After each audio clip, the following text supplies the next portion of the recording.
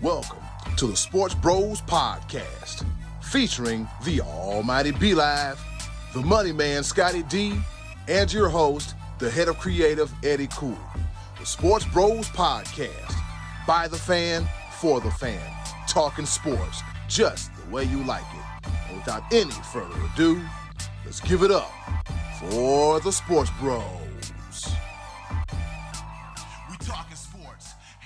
It's another fine and wonderful Tuesday, and you know what time it is, like two watches. It's time once again for your favorite sports podcast, none other than the Sports Bros podcast. I go by the name of Eddy, the HOC here, and I'm not engaging in those St. Patrick's Day activities because you know what? It's too much going on. It's too much going on, so I need to chill, relax, recoup, and recharge.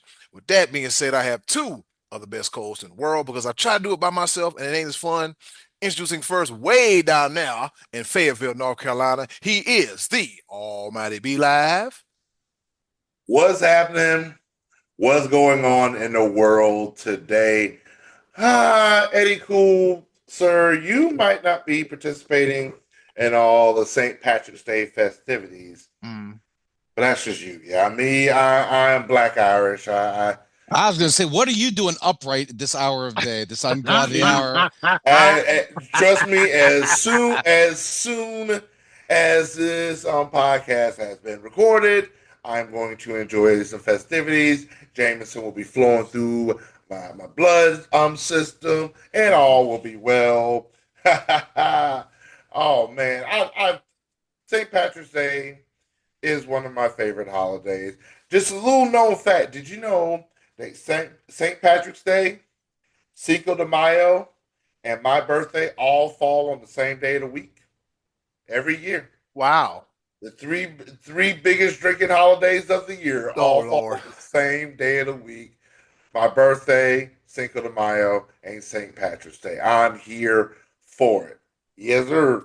Hello, people from my church. This is my podcast partner. And for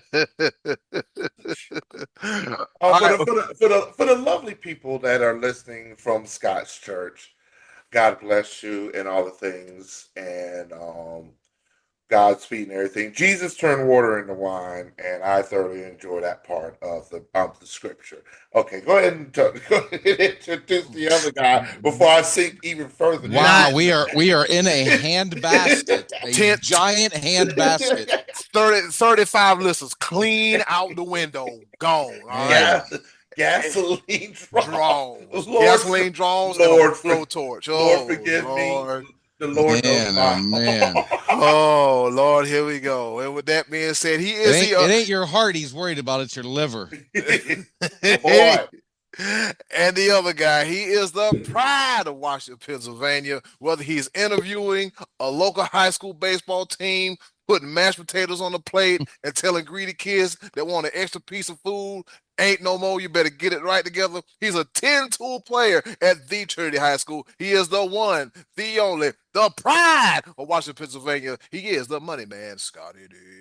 I'll be back in the high life again. All the doors that closed one time will open up again. We are back in the high life, meaning we're back in the March Madness, the best week of the year. Selection Sunday to the first four to the opening round. March Madness. I love it. This is my favorite time of year.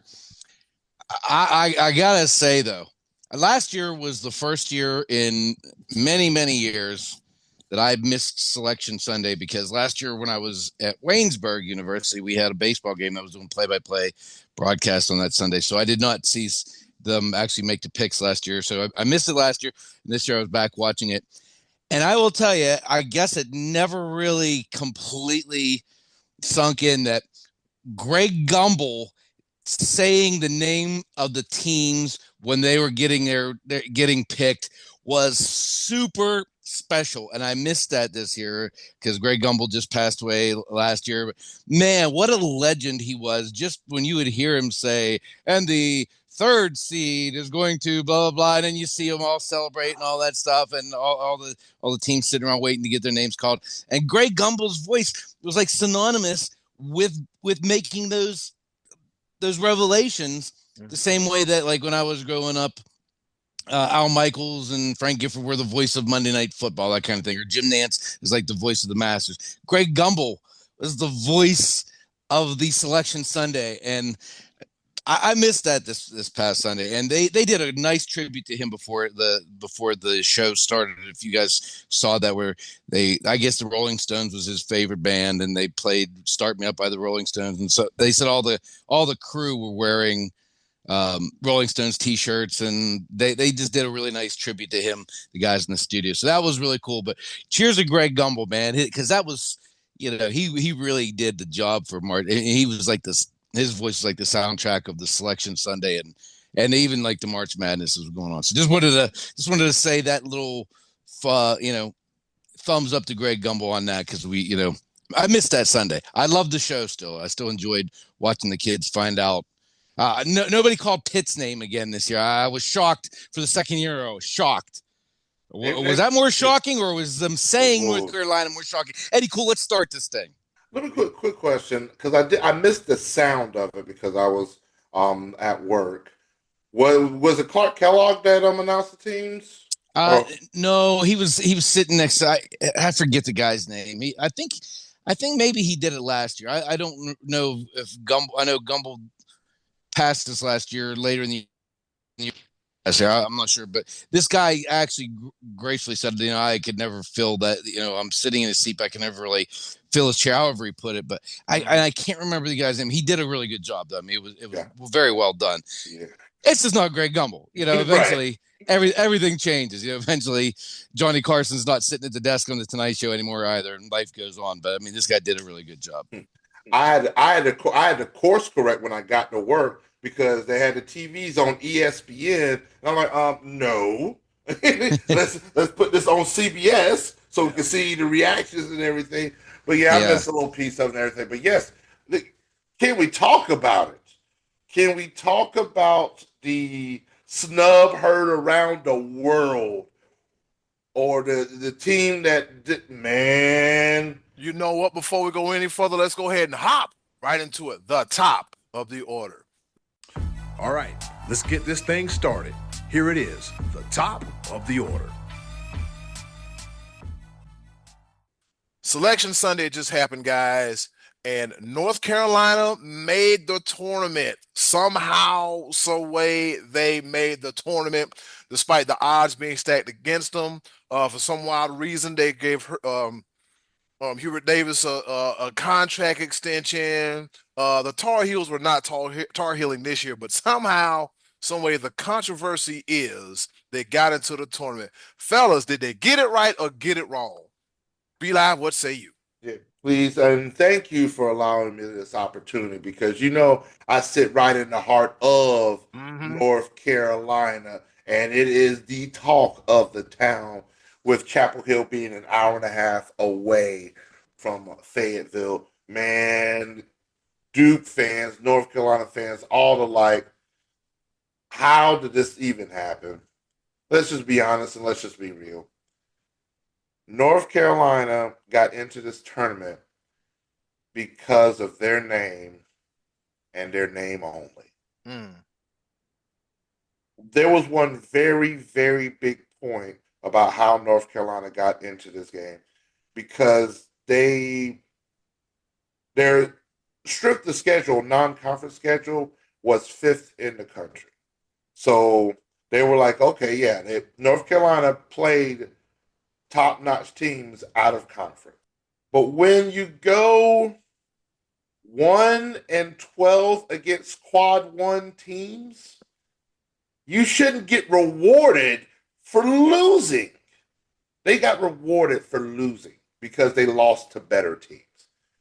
What do you think is going to happen if this team makes it to the round of 68, which they have? They've lost against the top 50 teams in the country.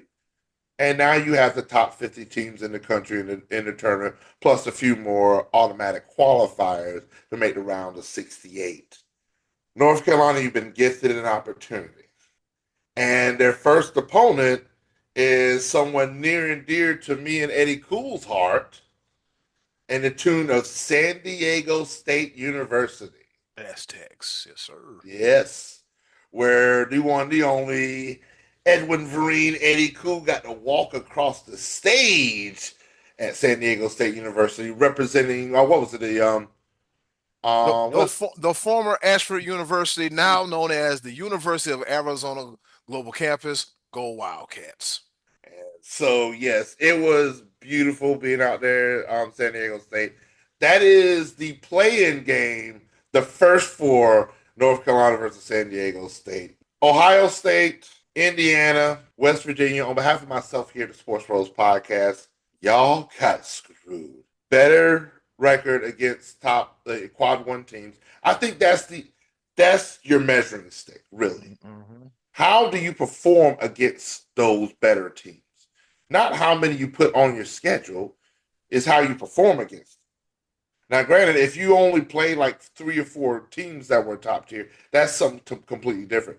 Mm-hmm. But Indiana, Ohio State, and West Virginia played more quad one teams, had a better record, but North Carolina's sitting in there because they're North Carolina. Because they beat Pitt. They beat Pitt. That had to be the reason they went over. That was the deciding factor. They lost with Pitt the first time. All hope was lost, but then they defeated Pitt the second time, and that catapulted them into the different stratosphere. And so I risked saying this in the wonderful state of North Carolina. And here's the thing. I grew up watching North Carolina basketball. I grew up, that was who I followed until I made a decision about 14 years ago that I'm going to follow one team, one college, and that's Clemson all day, every day. Mm-hmm. Number 5 seed going against McNeese. And I believe they're in the Midwest region. But yes, I would not be heartbroken if North Carolina lost in the first 4. I don't think they deserve to be there. Hubert Davis has a long way to go. And they got gifted this opportunity. So if they lose in the first 4, not heartbroken. If they go on an NC State type run and win 5 games in a row, that's what happens. That's what happens. It's why it's called madness. But this is where if you lose in the first 4, they're going to be calling for people's heads, especially the one guy in the committee that went to North Carolina. They're calling for collusion and all the things. But yeah, North Carolina, you got all eyes on you right now to see if you actually deserve to be there, which a lot of people say you don't. That's my opinion. Scottie D, what say you? Well, I think he said a lot about North Carolina there. Yeah, that's good on. I'm good on that. I'm looking at some things that I'm hoping to see. I hope that we get to see Alabama get to the Sweet 16 and play Wisconsin. I would love to see that matchup in the Sweet 16. I think that would be a fantastic matchup. I would love to see St. John's play Arkansas in round 2 because that's John Calipari with Arkansas trying to get past Kansas, who, by the way, is 35 straight years of getting into the big dance. I would love to see St. John's and Pitino going against Calipari at Arkansas. A few other things stood out to me. The thing that stood out to me most on Selection Sunday is Wally Serbiak's eyebrows. That dude has some big-time, high-class eyebrows. Check out his brows. When they do the studio show on TV, man, does Serbiak has some great eyebrows, man. He's second to none. That stood out to me. 14 SEC teams stood out to me. That was something that caught my eye. I was surprised that Auburn was the top number 1 overall pick because I know they were number 1 all year, but they lost 3 out of their last 4 games, didn't make it to their conference championship in that tournament. I was surprised that they were. I actually thought Duke winning the ACC with their best player and third best player not in the lineup. I thought they probably were going to get pushed to the top seed overall, but they did not. It was Auburn got the number 1 of the top of the number 1s. I mean, Duke still got a number 1 seed, along with Florida and Houston. Those were your 4 number 1s. I thought Michigan deserved better than a 5 seed because they won their conference championship. They slipped all the way to a 5. That was a little surprising to me. And those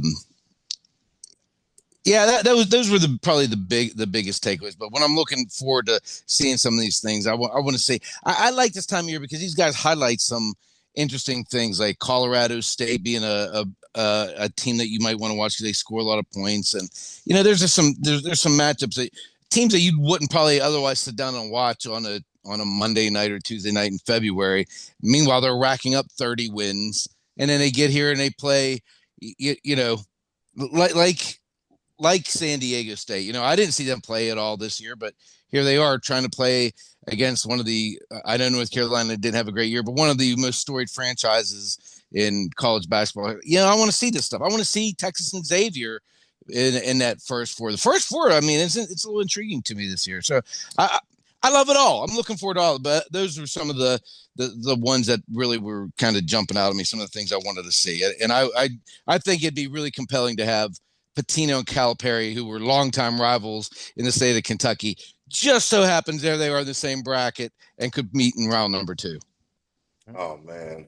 Let me make a quick note of this. Yeah, Texas being the 14th team that made it into the Big Dance.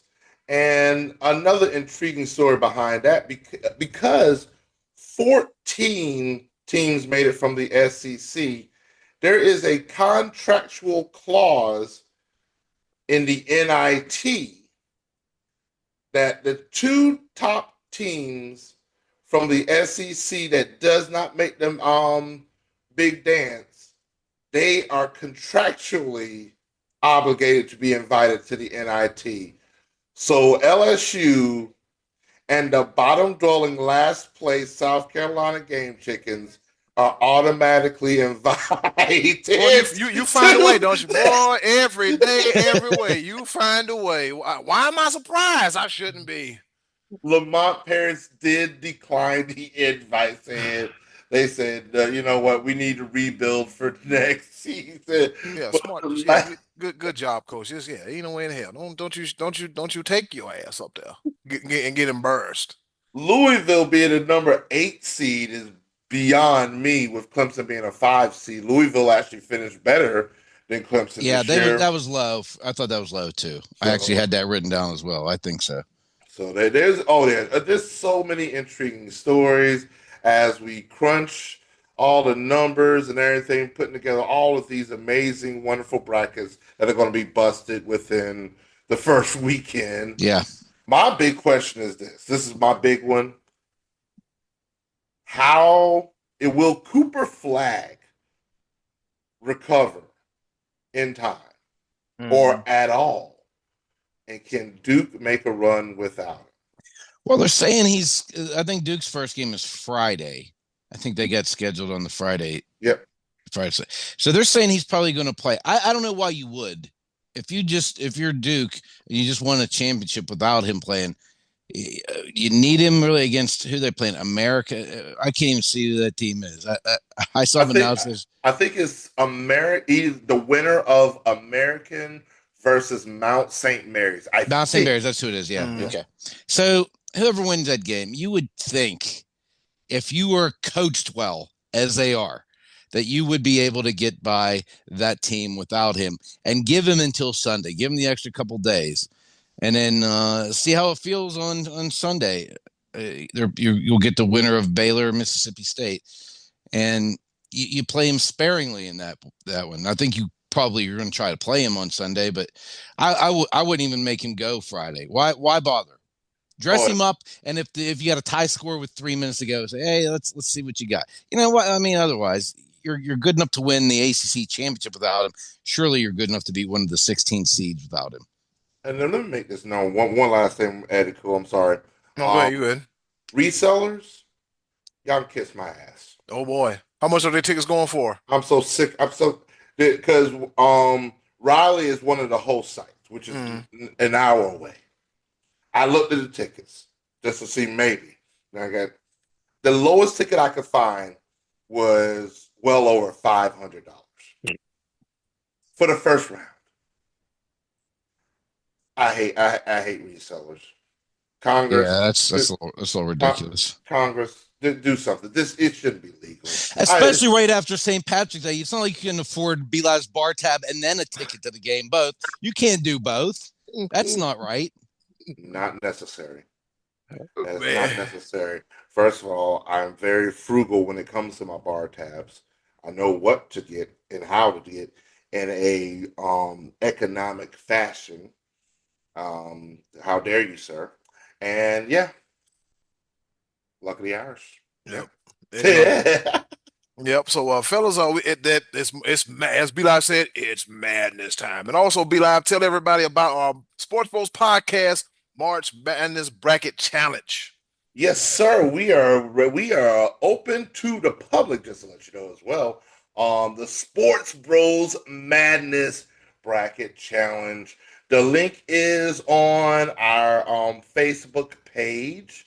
It is through ESPN.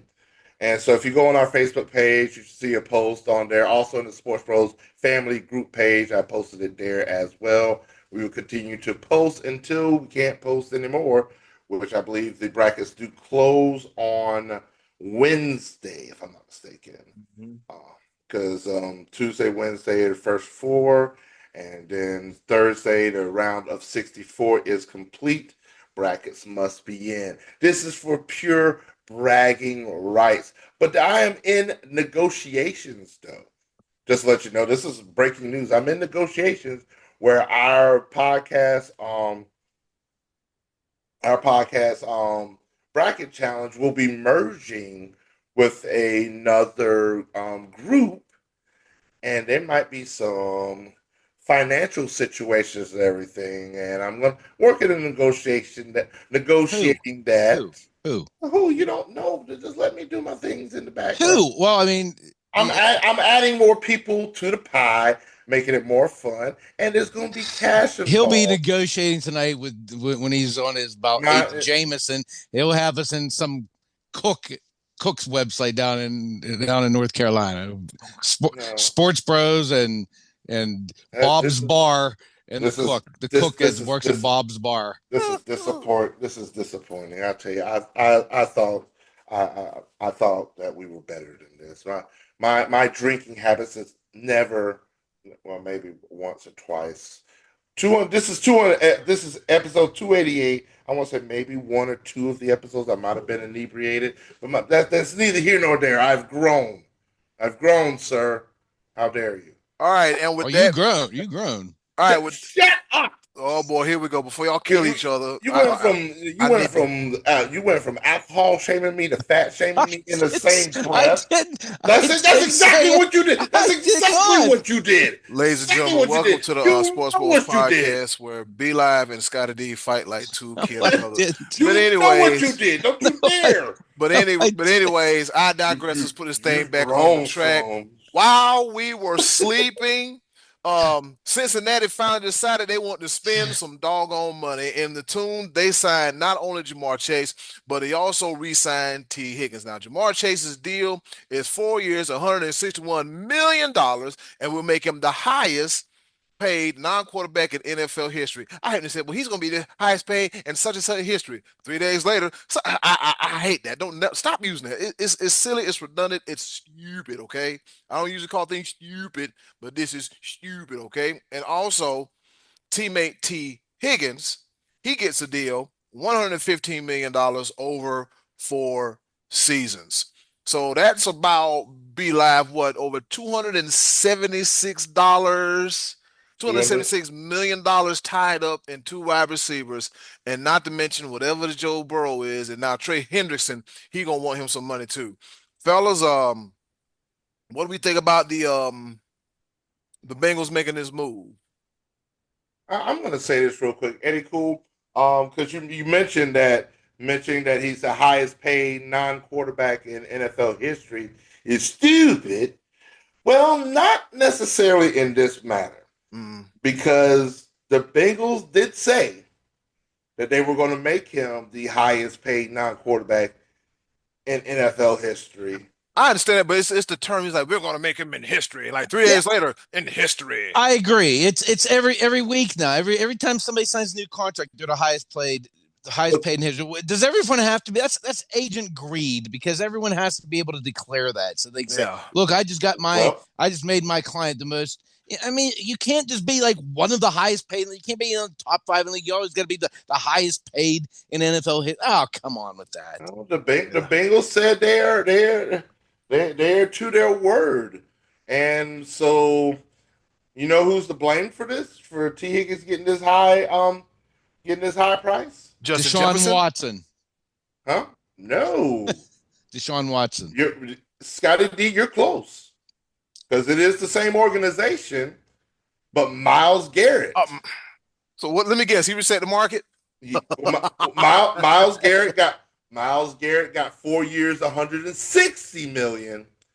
So the Bengals said, we said we're going to make you the highest paid non-quarterback. So you get 4 years, $161 million. Now, granted, if somebody comes behind them and makes more, but right now, as it sits, the Bengals are true to their word. Mm-hmm. T. Higgins, my man, $50,000. My Clemson dude, 115. Man, $276 million to 2 wide receivers. I know the salary cap went up, but it ain't go up that much. You got to pay somebody. They gonna try to outscore everybody. And yeah, I think it's smart. I think it's smart that they did that, because Joe Burrow is comfortable with these two cats, and Tyler Boyd was the third, and they already lost him. You can't just keep eroding, chipping away at his offense every year. Mixon last year. Also, I mean, you just can't keep taking pieces away. You got to, if you're serious about winning with this team, you're giving this quarterback weapons. You can't just keep taking pieces away from him.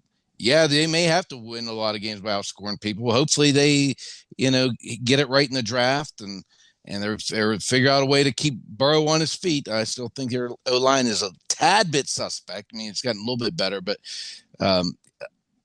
I didn't hate it. I mean, I kept thinking the last 2 years Higgins was going to be a goner this year because they were going to break the bank for Chase. Well, they did, and they kept him. So good for him, good for them. Because I think the continuity in building a high-powered offense is nice for Cincinnati. Mm-hmm. I'm just glad because they kept franchise tagging T. Higgins, so they had all intents of keeping him. Now they worked it out with the long-term deal that he was. Well, and probably 2 years. I think only 2 years were guaranteed, so they'll something probably like that. Yeah, they'll probably cut him in 2 seasons and draft somebody else next year. So, he got the little brother contract out of the two, but but he didn't do too bad for himself. He didn't do too shabby at all. Well, fellas, where does that leave Trey Hendrickson? Where does that leave him? Because he gonna want some money too. How many years are left on his contract? I don't know, but franchise tag. That's tag him. That's essentially what's probably going to happen is after those 2 years guaranteed for T. Higgins, then they're going to start working some finagling, and they're going to probably either T. Higgins, they restructure his contract, and then he gets Henderson gets his paper, et cetera, et cetera. Yeah. That's one thing I want to learn more about is the business aspect of things when it comes to the NFL and how they restructure contracts and move contracts to signing bonuses and do all kinds of stuff like that. I would love to know more about that. What Joel Turner want to need? I was just about to say, do you think Scottie D we can manage to get Joel Turner on a future episode to talk about this? We could try. Okay, yeah, we might. Joel Turner, we sent out a smoke signal. All right, help us understand this, get a better grasp of this. I know one thing though, Cincinnati, they got to do something about that defense. They have to do something about that defense. It's almost like you got to think about it. The Cincinnati Bengals, they have all the makings of an arena football team from an offensive standpoint. If the defense is like it was last year, they're going to have to average about 40 points a game. Maybe 50. Hell, who knows at this point? They'll have to do something. So if I'm Cincinnati, whatever's left over, we have got to put some money into this defense. The offensive line is doing a little bit better. Hopefully, this upcoming season, the offensive line does better because there's familiarity because he's better getting killed. Yeah, if all your money's going to offense, and I tell you, they better win this year because I think a head coaching change is already in order. But if they don't win this year, if they don't go deep into the playoffs, the head coaching chopping block is going to be in Cincinnati next year. Yeah. Here's the funny thing about all this money that we just talked about. All this money was just delved out, and it's arguably that this wide receiver duo isn't even the best duo in the division. I think they are. You put Chase and Higgins over Metcalf and Pickens. Oh, yeah. They got to make sure they don't beat the hell out of each other week in and week out because you know they love to fight. I'm not even convinced that Pickens is going to be there opening day, but yeah. For Pittsburgh's sake, I'm hoping to work out, but like DK like to fight, George Pickens like to fight. But and they still don't know who's throwing the ball. Exactly. And then when Pickens is on, he's on. And when Metcalf is on, he's on. But we got to figure out the difference between beating the hell out of each other and beating the hell out of everybody else and just playing some solid and sound football. All right, real quick before we go to our favorite portion of the show, the choices of the voices. Scottie D, Micah Parsons, and D-Law, Tank Lawrence. They're going back and forth, and they're talking about some shots are being thrown. What do you make of this whole situation, Scottie D? So my final 4 picks are Duke, Michigan State, Tennessee, and Florida. And I know I said Duke last week, but I'm going with Florida to win the whole thing. I'm dizzy, B-Live. Hell, I'm dizzy. No, you will. No, no, little buddy. No. No. He asked you a question. What was the question? March Madness, right?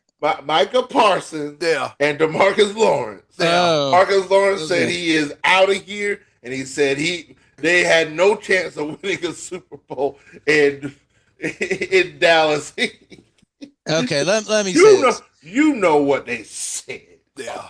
It was time for DeMarcus Lawrence to go because he was older, expensive, and not going to get better. He's been there for, what was it, 10 years, 12 years, whatever. It was 10 years. Long time, 10 years. But he's not wrong with what he said.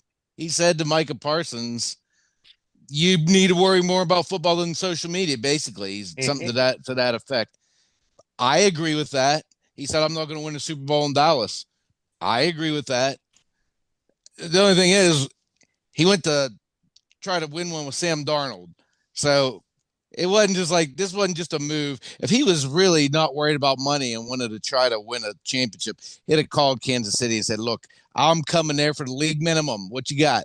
Something to that effect. But, you know, I can't really disagree. Did he have to say that, you know?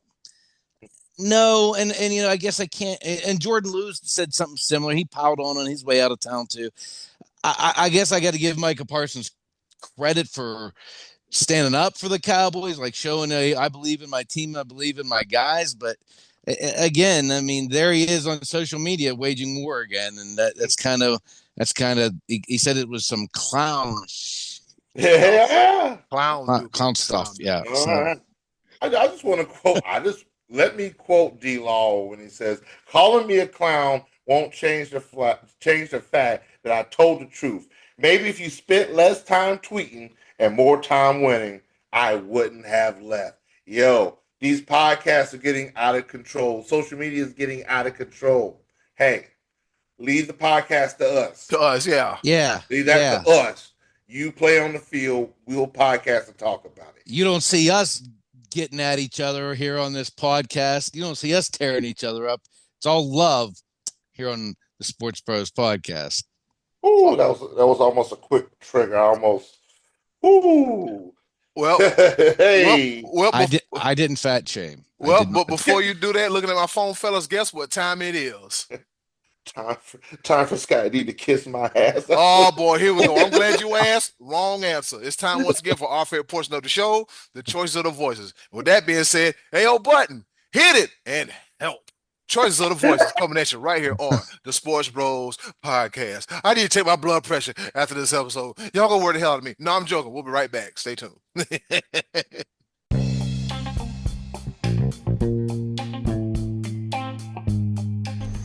And now, our favorite part of the show, the choices of the voices. Once again, thank you to the wonderful and ever so lovely Miss Button. for introducing our favorite portion of the show, the choices of the voices, where we give you the question, you answer our question. We talk about it right here on the Sports Bros podcast. Scottie D, what's on tap for this week's choices of the voices? I believe the question was to cite some current, and if you couldn't think of them, past players or coaches who you feel are overrated. And what did the people say, Eddie Cool? All right, the people said a little something. Let's start off with Trey Dizzle. He said, do we really need to ask me this? Reacting to the Dak picture, I believe. Yeah. I was waiting for a whole soliloquy about how Dak is overrated. That's all I was waiting for. Yeah.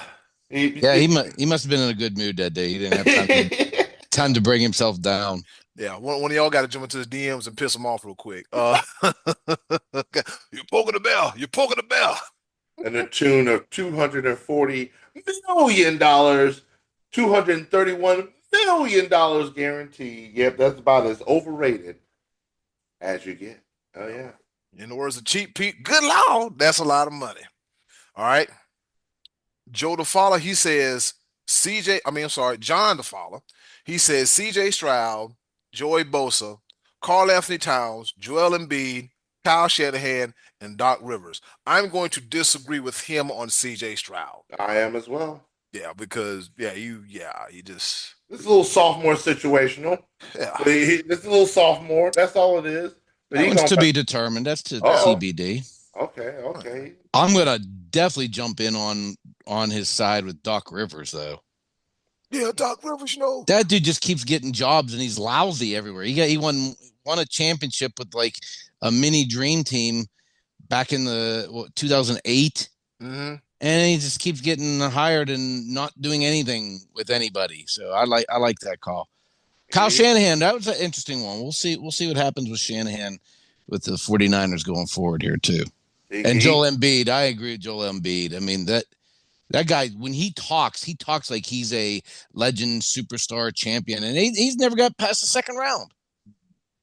Here's the reason why I'm going to disagree with Joel Embiid. It's a health situation. Like the reason why he hasn't made he doesn't do it healthy either. Yeah, it's just I just think that again, it's a team thing when it comes to the NBA, and like they keep trying to throw these super teams together in Philly that don't have the continuity, don't have the cohesiveness, and then expect just for it to magically happen. I don't think Joel Embiid I was told to trust the process. I don't know that process. We all were, Scottie D. We all were. And we understand, and we all know how processed food is not healthy for us whatsoever. I'm not trusting that process. That's how much I trust American cheese or lack thereof, pasteurized processed cheese food. That's how much I trust the process. You don't trust a good slice of yellow cheese on your burger? I try to avoid that as much as possible. Give me a good slice of Swiss all day, every day. But Joel Embiid, I don't think he's ever been the problem. So that's where I don't necessarily put him as overrated. I just think it's unfortunate. Joey Bosa, I think his is almost in name only. He's up there like, I don't know. I mean, we keep hearing about you, but really, have you really done anything? Maybe not. I don't know. And then isn't he with another team now? I would have liked to seen him under Harbaugh. Buffalo signed him? Yes, Buffalo signed him. Yeah, because they got rid of Von Miller, but they signed Joey Bosa. John also tagged he added Mike Tomlin in there too. Oh boy, one for Mike Tomlin. Nationally, Tomlin is looked at as like this stellar head coach, but locally in Western Pennsylvania, here in this area, everybody wants him gone. Everybody's had it. Well, here's the thing.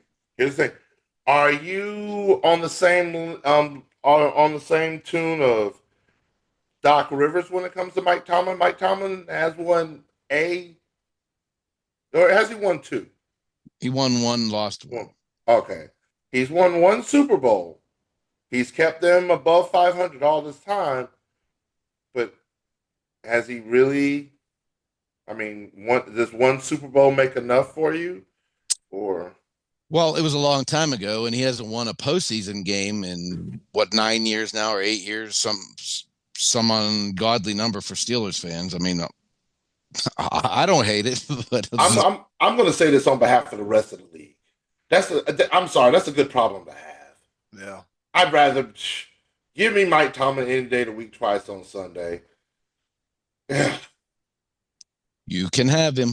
I wanted the chin when he retired because he lives in Charlotte. This is going to be a hot take. The only difference between Marvin Lewis and Mike Tomlin is a Super Bowl ring. That's the only difference between the two. If you think about it, that's the only difference between Marvin Lewis and Mike Tomlin. I'm not trying to sully nobody, but just look at the records and think about it. Just look at the consistency and then look at the playoffs and the postseason and everything. Yeah. And just think about it. The only difference between Marvin Lewis and Mike Tomlin is Mike got a Super Bowl ring over him. Other than that, you can early. Yeah, early. Got it out the way early, as opposed to Marvin Lewis who couldn't get out his way.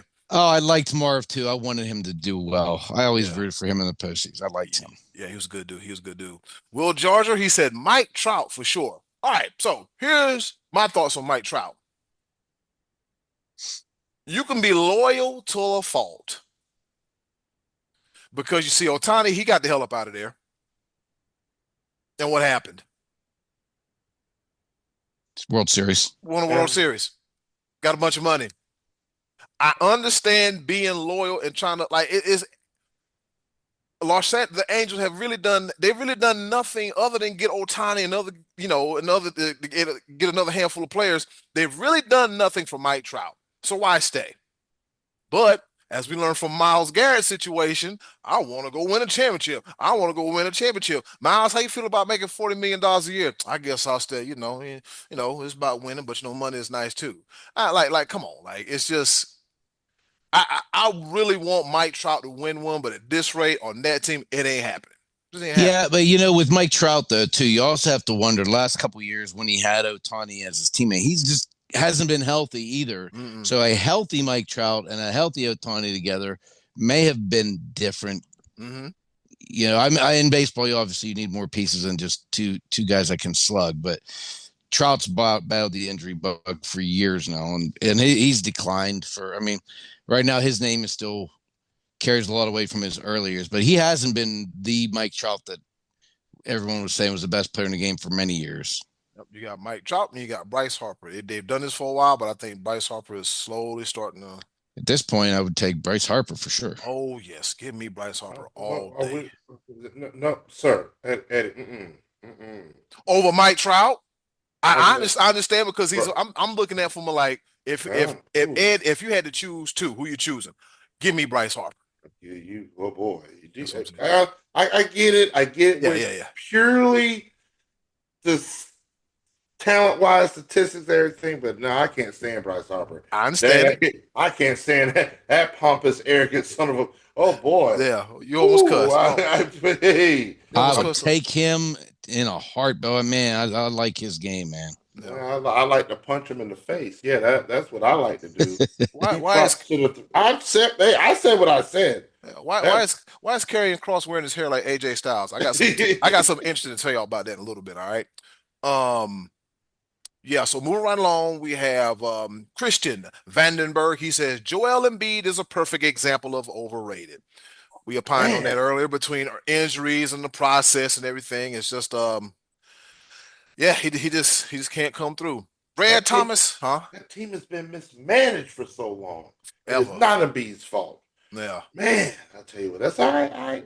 Whatever. Yeah. All right, moving right along. We got Brad Thomas. Brad Thomas says Juan Soto. He said Brian Giles has much better numbers to this point in their careers.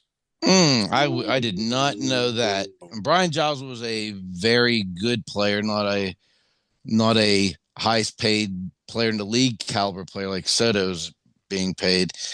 Giles also, I believe, was a steroid guy. I think his numbers blew up when his biceps blew up. But I think Soto, though, has shown in big moments, he's had big moments. If that, I mean, that's kind of redundant, but he's made a lot of postseason appearances and done well in those appearances. I mean, last year he had a couple big moments for the Yankees on their way into the World Series, and with the Nationals young in his career, yeah, maybe over the course of the season he only's hitting 270, 280, whatever. But I mean, I think he's money. I like Soto. So Juan Soto won a ring when the Nationals won the World Series, right? Yeah. Soto was. That disqualifies him from the overrated conversation. I'm just saying, it just you got a ring, bro. If you got a ring, you got a ring. We just said the same thing about Doc Rivers and Mike Tomlin. That does not disqualify anything. No, the thing about it is, Juan Soto's is more recent. Tomlin and Rivers, we're talking about It's been a while. It's been a while. Yeah, it's been a while. It's been a while. So they're still hanging on to that as opposed to Juan Soto. I mean, it's like what? That was like back in 2019. Now, looking further down the road, if he doesn't do anything past that, then okay. Yeah. But he played well in the postseason last year. Yeah, so, that's the thing about me. He shows up when he's supposed to, like you said, Scottie D. All right. But you know what? That's similar to like a Madison Bumgarner conversation. When I watched him play in the World Series, I thought he was the greatest pitcher I'd ever seen. But during the regular season, he could be beaten. His ERA was like over 4 or something. In the postseason, it was like 1. So if I would say to you, Madison Bumgarner is the greatest pitcher I've ever seen, you could say, well, he's overrated because he doesn't consistently do it all the time. I think maybe that could be a parallel here to make that kind of argument. Madison Bumgarner is the opposite of Clayton Kershaw. If anybody should have the last name Bumgarner, it should be Clayton Kershaw. Clayton Kershaw is a bum. He's a bum. Oh, bum. Look at him. He's a bum. Yes, I did use that opportunity. I absolutely took advantage of that because Clayton Kershaw is great in the regular season, but in the postseason, he's a bum. But yeah. Where we at? Be like, were we in California? Yeah. He's a bum. Look at him. Oh man. Oh man. That's hilarious. The shenanigans. Oh, the shenanigans. Oh man, here we go. Final nope. Next one. Martin Tracy says Derek Jeter and Eli Manning. You tripping. You tripping? That is the New England in him. That's all that is. He got called out on that. Yeah, stop it. Matty Ice, don't do that. Don't do that. No, that's not necessary. Not El Capitan, Derek Jeter. No. Funny he didn't mention Bill Belichick, whose record before and after Brady is under 500. By the way, didn't mention that one. Don't add to that shenanigans. He picked on Derek Jeter, okay? He picked on Jeter. Hey, did y'all see a photo of Bill Belichick and his 24-year-old girlfriend doing beach yoga? I was hoping you weren't going to bring that dumb shit. He had his foot on her back. Like, he was like laying on his back, and he was like, here, baby, I got you.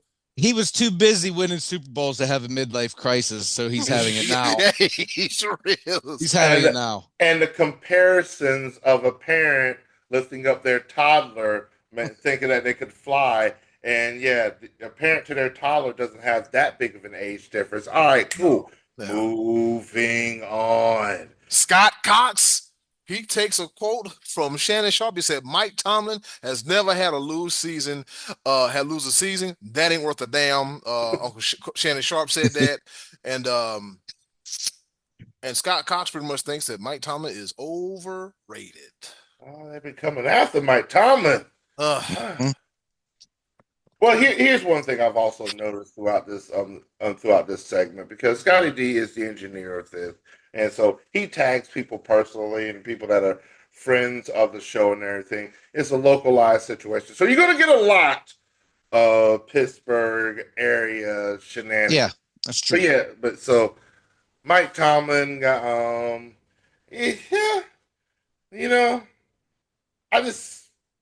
Mike Tomlin is a good problem to have. Just the fact that he gotta go. He's past expiration date. Sometimes you have to have a new voice in a room, and he hasn't won a playoff game in 9 years. He's over 500, winning season every year. Can't win a playoff game. What good does that do you? Overrated. While my team over here hasn't been to the playoffs, I think we went 2018, but we went 2015, 2018, and ain't seen the broadside of a barn since. But then again, you could be a fan of the last team to make the NFC Championship since 1995. So I mean, there's that. I mean, you could go through that suffering and whatnot. Yeah, and their highest paid quarterback. Overrated. All right. I felt that one in my belly. All right, with that being said, shout out to everybody for their participation. It's not your holiday. Stay home. Choices of the voices. Scottie D, what say you? Just had a whole month, and now you're going to go out and celebrate with green on. Scottie D, what say you? I'm going to say Mark Andrews, because he can't even catch a pass to win a playoff game. He drops wow. He dropped a pass in the big moment of his life. Choker, Mark Andrews. You suck. Aaron Rodgers, overrated. Been playing in the league 25 years. Arrogant. Has to go in and hide in his little cave and be dramatic and act like he's you won one Super Bowl, dude, and you beat an overrated coach in Mike Tomlin to do it. A battle of the overrated, you say, Scottie? Yeah, beat an overrated coach to do it. So. And eating ashwagandha, ain't that what he was eating? Ayahuasca. Ayahuasca. Aaron Rodgers isn't anywhere nearly as great as Aaron Rodgers thinks he is. He threw a lot of balls sideline to sideline and not down the field too early in his career. Come on, you're not that good, dude. Ashka Bishka. Anyways, then again, he did drag Mike McCarthy across the finish line. So I guess I got to give some credit for that. You got to give a lot of credit to that because he made Mike McCarthy look so good that the Dallas Cowboys picked him up as a coach. Thank you, Aaron Rodgers. That is freaking standing work, man. Scottie, do you anybody can fool Jerry Jones, dude. Anybody can fool him. Jerry Jones is going and signing players right now that are terrible because he had a good draft grade on him in 2018. Come on. Oh man. I think we should sign Tim Biakapatuka. Jerry, he retired 20 years ago. Don't touch We are all in. We're all in. Hey, Scottie D, you my brother, right? You my boy. I love you. You my dude. Okay. I love this episode right here because we've covered the Trinity, the Holy Trinity when it comes to Scottie D and sports. It was all but one. All but one. All but one. And it's the perfect time because the question was about who is overrated, and my answer is none other than LeBron James. I said it. I'm going to say it because I'm sick of his fans. I'm sick of it. I am so sick of his fans. It's not even LeBron James, but the thing about it is his fans hold him to such a high regard, it makes him by definition overrated. You know the latest stat that has come out that makes him the GOAT? Stop it. These fools are now talking about, LeBron James was the youngest to get 1,000 points, the youngest to get 5, the youngest to get 10, the youngest to get 20, 25, 30. He was the youngest to do all this. I did a little research on being the youngest to do something in the NBA. SportsBros Podcast Research Department. Oh, yeah. LeBron James is one of 41 players. 41. Just think about how many players have been in the NBA total. Thousands upon thousands that have been in the NBA. That have been drafted this latest episode. LeBron James is one of 41 players. That's a very small number that came into the NBA straight out of high school. So for LeBron James to be the youngest to do a bunch of stuff, when you have a year head start over 99% of the league, guess what? That's not that big of an accomplishment. It is more than a year head start. It's more than a year. Well, that's what I'm saying. Like a 3-year head start. Well, the thing about the NBA is still, for the most part, well, yeah, The majority of the league, you had to be 3 years until they implemented now where it's just 1 year removed. But still, 99% of the league, and like you said, a lot of them 3 years. But yes, the fact that he's the youngest to do a lot of these things, it is an achievement. But it's not that big of a flex when you're competing against 40 other players. That's it. Competing against Kwame Brown. You're right. You know what I'm saying? Like what?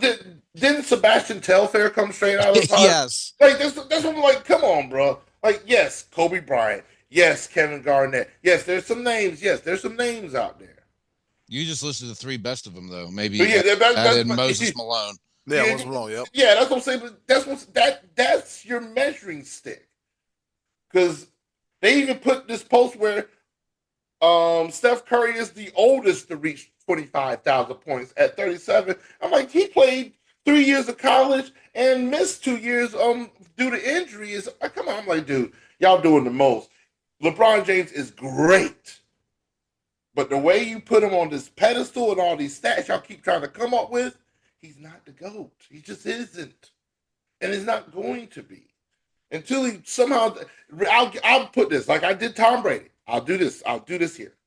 I did this for Tom Brady. I say if he wins in Tampa Bay, I will classify him as the GOAT. And I did do so. Mm-hmm. Even with Luka, which I think is an unfair advantage, if the Lakers win the NBA Finals this year, I will make serious consideration into calling LeBron James the GOAT. He is playing at another level at 40 years old. Yes, he's playing great. He's healthy as dude. He's invested a lot into his body. That does not make you the greatest of all time. That makes you the greatest athlete of all time. But the greatest basketball player? Come on, that's the distinction I want people to make. The difference between the greatest athlete the NBA has ever seen and the greatest basketball player of all time.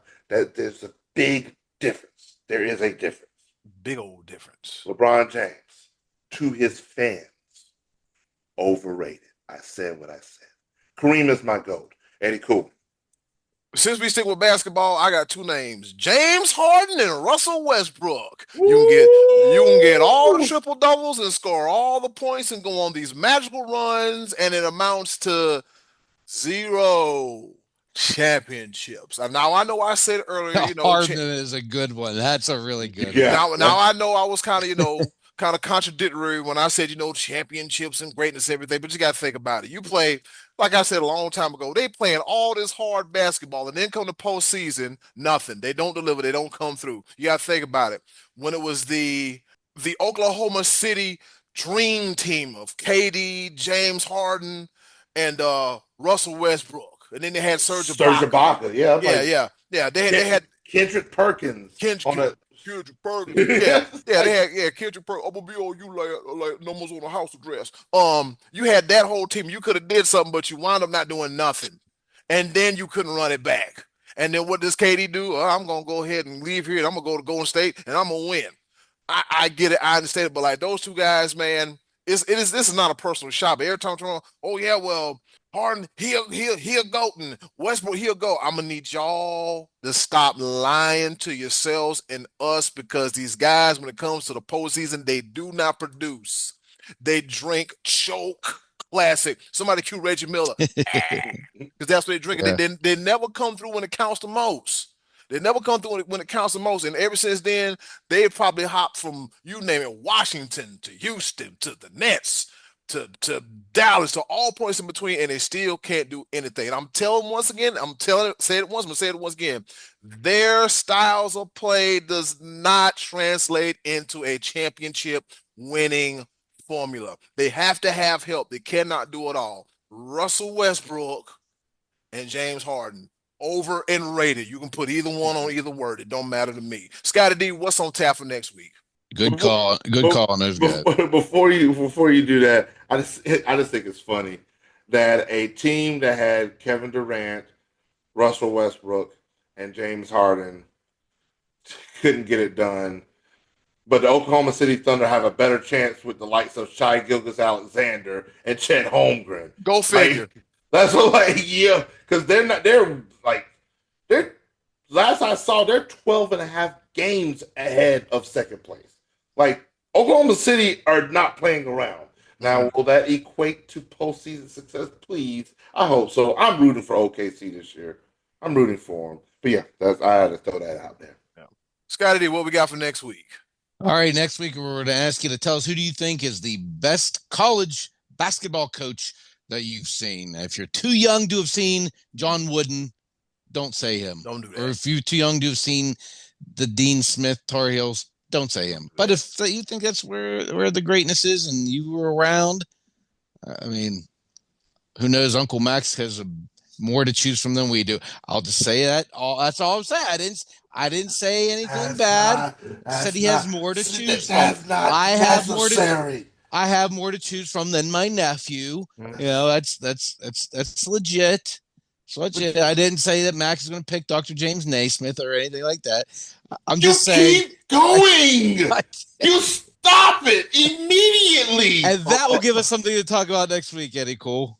Scottie D, if Uncle Max slaps you in public, don't act surprised, all right? Playoff P is another guy who's overrated. Playoff Oh P. my God. Why? How did we make it through that segment and not mention real quick, yeah. Another overrated dude. Another overrated Yo. PG-13. Playoff P. Now, he had a gruesome leg injury. I understand that. But he's been put in situations where he's been able to win, and he just don't cut the mustard. I'm going to say this. Thought that he was still worth $60 million a year. Like, who thought that? Yeah, that's right. That an organization called the Philadelphia 76ers. Come on, bro. Yeah. That's not Embiid's fault, man. Come back to us, Be Live. We got to grab that pepper grinder, Be Live, and you have to do like some drunk bowling or something coming up there. Oh boy, we got a round of pepper coming at you right here. I'm not even going bowling. I'm not even going bowling this week. I'm going straight to the bar. And you listeners are coming straight to the podcast after this.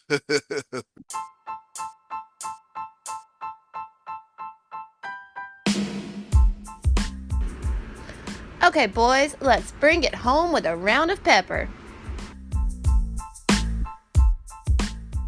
All right, y'all heard it. It's time for us to go home and get what I call the hell up out of here. But before we go, a round of pepper. You know how we do it. 3 topics, rapid fire style. Kind of, sort of, not really here to engage, enlighten, educate, entertain. The 4 E's in no particular order. With that being said, I'll go first. All right.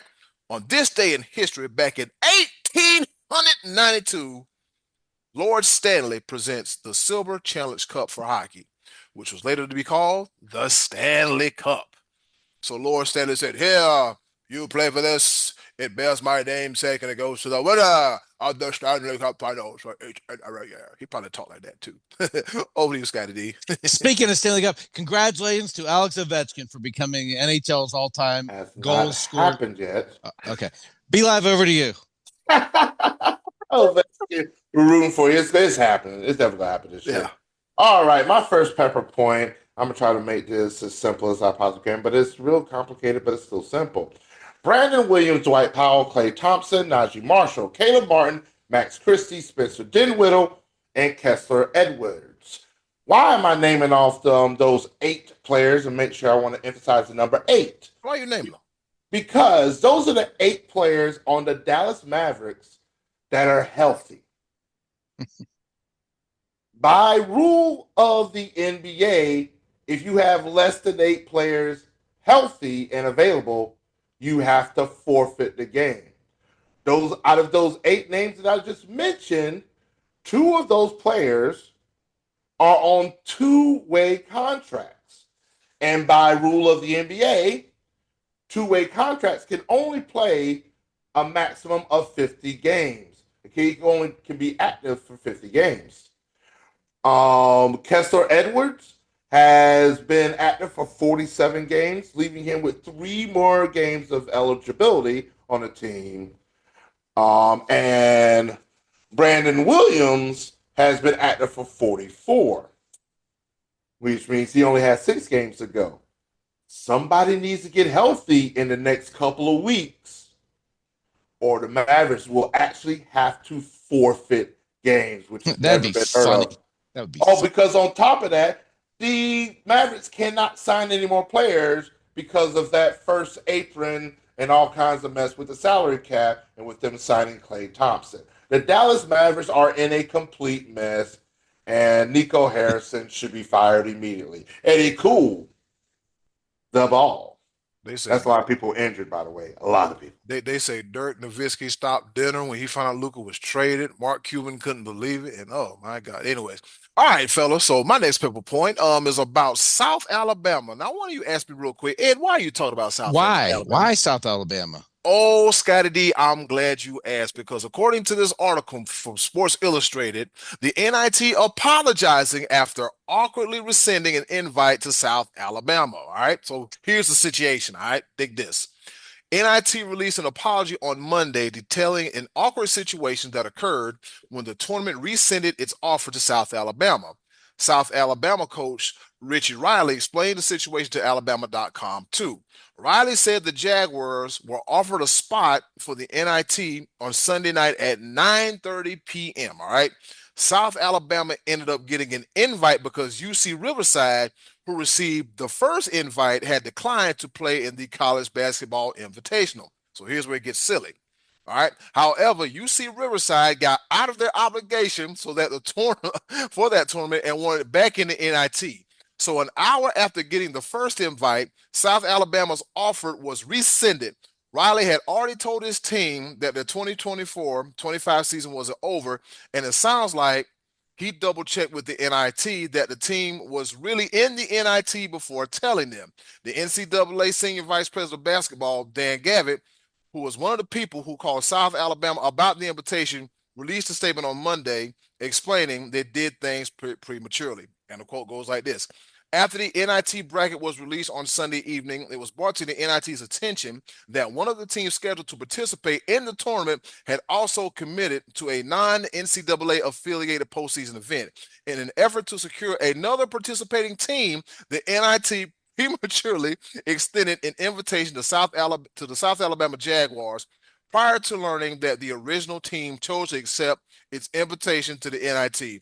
Regrettably, the NIT rescinded its invitation to South Alabama. In the words of Scottie D, do better. I think UC Riverside should be out because they the ones over here flip-flopping and trying to figure out and not doing right. But Now, May I be the voice of reason and come up with the best possible solution for this? what's that? No, It's WrestleMania season. How would WWE solve it? a triple threat match? Triple There threat you match. go. There you go. Put them all three on the court at the same time. Or voice of I knew when he said voice of reason, I knew it was about to be one of You knew it was going to be good. You knew it was going to be good. I knew it was going to be one of the most ridiculous things we've either triple threat match or Eddie Cool's favorite, Swords. Yeah. Over to you, Scottie D. Oh, what other ridiculousness do I have over here to offer you guys? Oh, okay. Here's a good one. The Players Championship went down this past weekend. That's called the fifth major. It has the most famous hole in the whole PGA Tour, the Island Green at TPC Sawgrass. And on the 18th green on Sunday, journeyman J.J. Spawn was putting for birdie to win the tournament. He didn't make it. It came up just inches short, leaving him in a tie, 12 under par, heading to a Monday morning playoff with Rory McIlroy. And what do you think would happen when you're going against Rory McIlroy on St. Patrick's Day? He got booted right off the course. Rory McIlroy, the winner of the 2025 Players Championship. Could be a good sign of things to come for Rory this season. Be Live, over to you.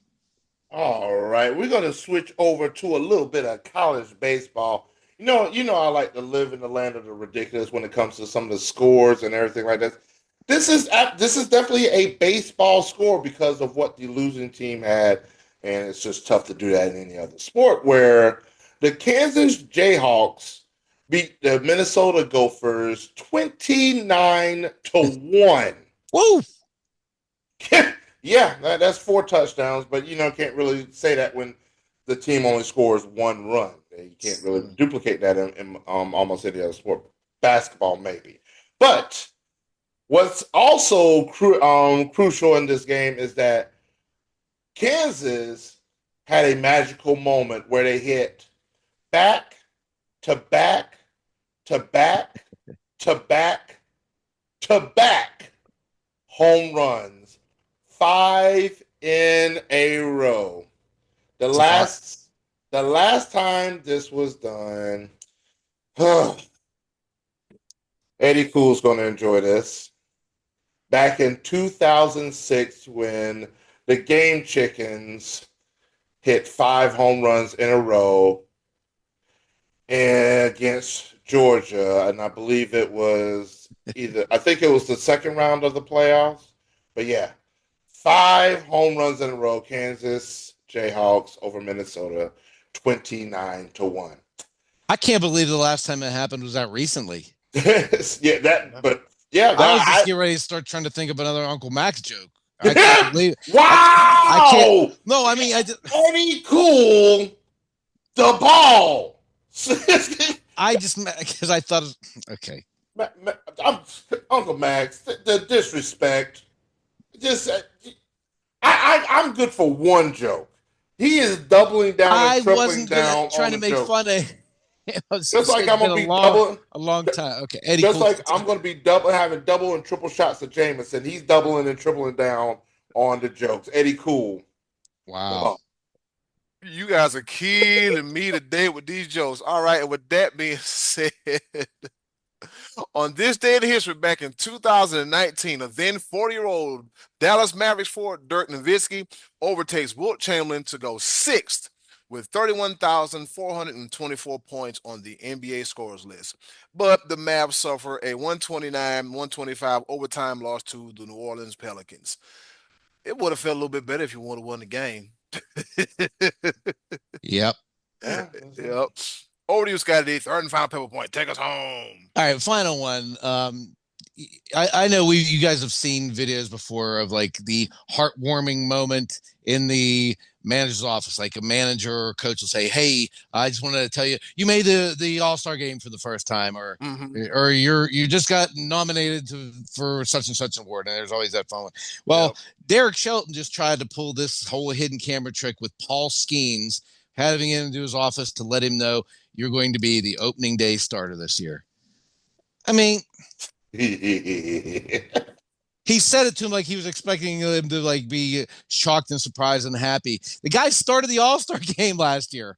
If he's not your opening day starter, your head should be examined. Skenes should have walked into camp this morning and said, at the beginning of spring training, said, "Give me the ball. I'm starting opening day this year," because everybody knew it was coming anyways. So just another cheesy, stupid Pittsburgh Pirate moment. Be Live, get me out of here. Oh man, my third and final pepper point. Y'all know how I do things. What happened? This is pretty crazy. Have you heard of the band Disturbed? Yes. Well, come to find out that Disturbed, they are low-key LeBron James fans. You want to know why I figured this out as much? Why that? Because they were performing a concert and in Chicago at the United Center, and their concert got a little out of hand when it comes to the pyrotechnics. Oh, no. Where the pyrotechnics actually caught the Chicago Bulls' 6 championship banners on fire.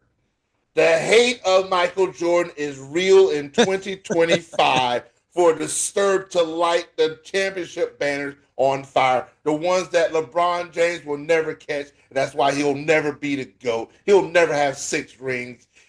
Bow down to Michael Jeffrey Jordan. And also Kareem that has 6 as well. But Disturbed, they had to remove and they're getting them repaired. But yes, as it stands right now, the championship banners are not hanging in the United Center because Disturbed was doing a little too much with the pyrotechnics. I was wondering what happened with that. I saw a headline or something about Disturbed in Chicago. Yeah, you feel stupefied after that. Yeah, It's minor damage. It wasn't that big, but it's still the fact that your concert, those banners are hanging real high. So they're up there. So they had some serious pyrotechnics going on. Man, oh man. LeBron James, overrated. Dak Prescott, overrated. The Yankees of today, overrated. Scottie D Wow. in this program, overrated. Let's see. Anything else I want to throw out there? The Lakers, overrated. And in closing, do Yeah. something nice for yourself. And if Uncle you can do something Max, nice for someone else, Hall they're of greatly Famer. appreciated now more than ever. Be a blessing, not a burden. Be safe out there. It's been another episode of your favorite podcast, other than the Sports Bros podcast. Be live. Get us out of here. Take us home. And stop fat shaming. Yes, sir. We out of here, y'all. Thanks for watching and listening to the Sports Bros podcast. Bye, y'all. See y'all next week. Hey, it's Eddy Cool here from the Sports Bros Podcast. Thank you for listening, and as always, continue to follow us on all of our social media platforms. Just click the link in the description box and keep up with the Sports Bros Podcast. And once again, thanks for listening.